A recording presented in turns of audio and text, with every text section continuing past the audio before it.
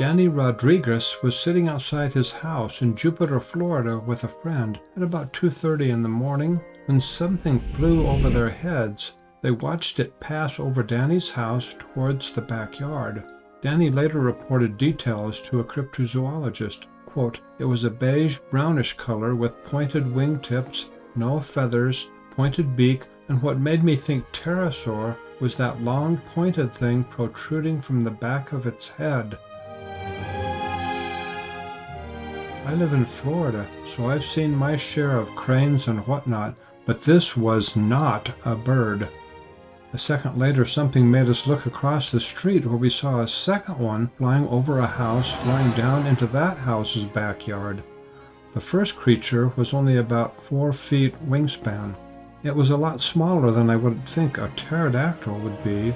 As soon as we saw the second one across the street, we immediately looked at each other and just shook our heads. And I said, "Was that what I think it was?"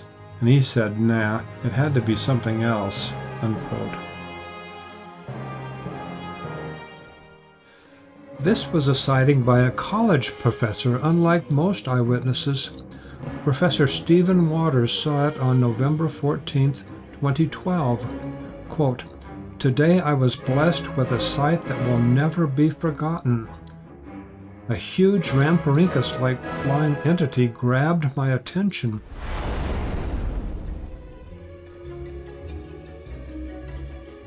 It was flying close enough it could have been shot down. It was that close. I ran to the door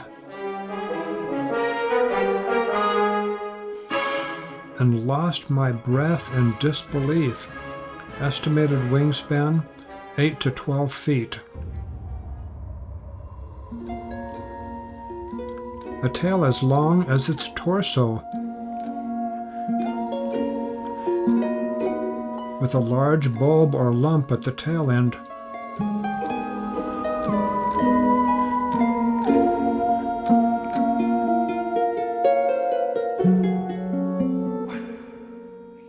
No feathers.